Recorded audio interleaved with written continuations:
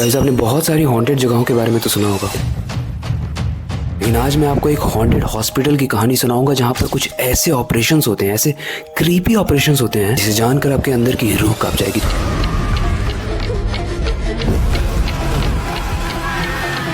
तो क्या है वो पूरी स्टोरी और कैसे ऑपरेशंस होते हैं, उसे जानने से पहले हेलो गाइस, मेरा नाम है अविनाश कुमार और आप देख रहे हो हॉरर स्टोरीज।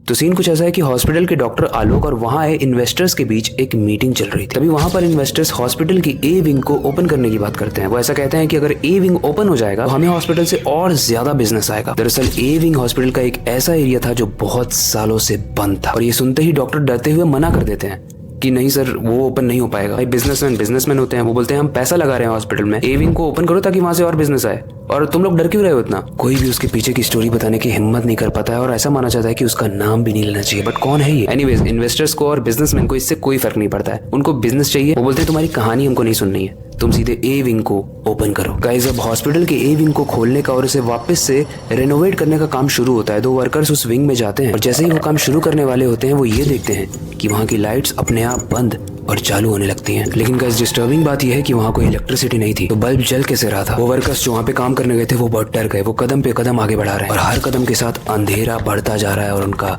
डर भी। फिर वो वर्कर्स किसी तरीके से उस एरिया को क्रॉस करके ऑपरेशन थिएटर्स के पास पहुंचते हैं जो कि ए विंग में ही था। एंड गाइस जैसे ही वो वर्कर्स ऑपरेशन थिएटर के पास जाते हैं उन्हें देखने से ही आभास होता है कि बहुत सालों से ये जगह बंद है और यहाँ कुछ ऐसा हुआ था जो होना नहीं चाहिए था। तभी ऑपरेशन थिएटर से 2 लोग भागते हुए आते हैं जो कि पूरे तरीके से जले हुए थे, जिनकी बॉडी से बहुत गंदी स्मेल आ रही थी। वो आके इन दोनों वर्कर्स को पकड़ते हैं और पकड़कर बोलते हैं तुम आ गए, बहुत साल हो गए, चलो तुम्हारा ऑपरेशन करते हैं। गाइस वो दोनों उन वर्कर्स को ऑपरेशन थिएटर में ले जाते हैं और उनकी बॉडी पार्ट्स का ऑपरेशन करते हैं और हर पार्ट को अलग करके फेंक देते हैं और वो मर जाते हैं। वहीं दूसरी तरफ हॉस्पिटल में एक राहुल नाम का लड़का था जो कि पेशेंट के रूप में आया था क्योंकि रिसेंटली में उसका एक एक्सीडेंट हो गया था। लेकिन कहानी में एक ट्विस्ट आता है। राहुल यानी जिसका एक्सीडेंट हुआ था, उसके घर वाले सुबह उससे मिलने आते हैं और वो ये देखते हैं कि राहुल के सर में टाके लगे हुए हैं और ऐसा प्रतीत हो रहा था कि किसी ने राहुल का सर खोलकर उसको दोबारा से लगाया। राहुल क्यूरियोसिटी से बोलता है कि मुझे उन 2 डॉक्टर्स से मिलना है जिन्होंने कल मेरा ऑपरेशन किया था। तभी डॉक्टर आलोक आते हैं और उनकी एंट्रेंस से राहुल मना कर देता है कि जिन डॉक्टर से मेरा ऑपरेशन किया था उसमें से आलोक तो बिल्कुल भी नहीं थे, वो दोनों अलग ही थे और उनका नाम था doctor Sanjeev and doctor Riya. Guys ये नाम सुनते ही डॉक्टर आलोक और पूरा हॉस्पिटल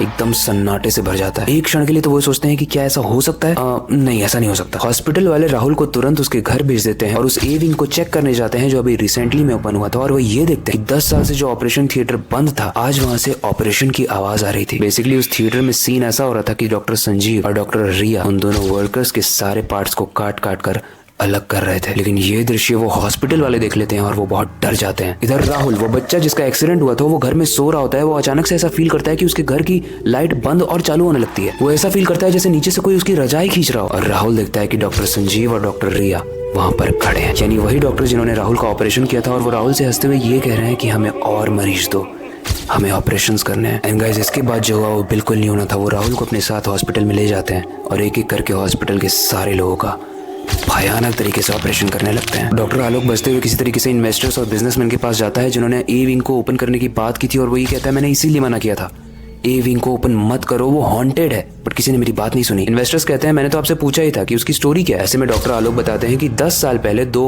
होनहार डॉक्टर हुआ करते थे जो कि उस पूरे हॉस्पिटल के सबसे एक्सपर्ट डॉक्टर थे। इसकी वजह से वहाँ पे पेशेंट की भीड़ बहुत हुआ करती थी। वो हॉस्पिटल पैसे बहुत कमाता था, लेकिन उसका ड्रॉबैक ये था कि उन दोनों डॉक्टर्स को छुट्टी नहीं मिल रही थी। और एक वक्त ऐसा आया जब उनको इमरजेंसी की वजह से घर जाना था, बट तब भी उन्हें छुट्टी नहीं मिली और ऑपरेशन करते वक्त कुछ ही घंटे बाद उसी दिन उनकी जलकर मृत्यु हो गई। तब से उनकी आत्माएं उस ऑपरेशन थिएटर में, इनफैक्ट उस पूरे ए विंग में भटकती हैं, पेशेंट्स को पकड़ पकड़ के उनका ऑपरेशन करती हैं और बदला लेती हैं। ये सब सुनने के बाद इन्वेस्टर्स बोलते हैं ठीक है, इस विंग की पूजा कराओ और जब सब कुछ ठीक हो जाए तो हमें बताना। डॉक्टर आलोक तांत्रिकों को बुलाता है, उसकी बहुत पूजा कराता है। लेकिन गाइस आज भी माना जाता है कि उस हॉस्पिटल में डॉक्टर संजीव और डॉक्टर रिया की आत्मा आज भी भटकती है और लोगों से बदला लेती है। पहले आपका क्या कहना है, अगर आपका एक्सीडेंट हो जाए तो क्या आप किसी हॉन्टेड हॉस्पिटल में जाके अपना ऑपरेशन करवाना मंजूर करोगे? एंड ये एपिसोड कैसे लगा, इससे रिलेटेड कोई भी फीडबैक है तो कमेंट सेक्शन में जरूर बताना, क्योंकि वो बताने के लिए ही होता है। अपनी क्यूरियोसिटी को, अपने एक्साइटमेंट को दिखाते हुए नेक्स्ट पार्ट जरूर कमेंट करना, उससे मुझे पता चलता है कि आप कितने ज्यादा एक्साइटेड हो। एंड अंत में मैं बस यही कहूंगा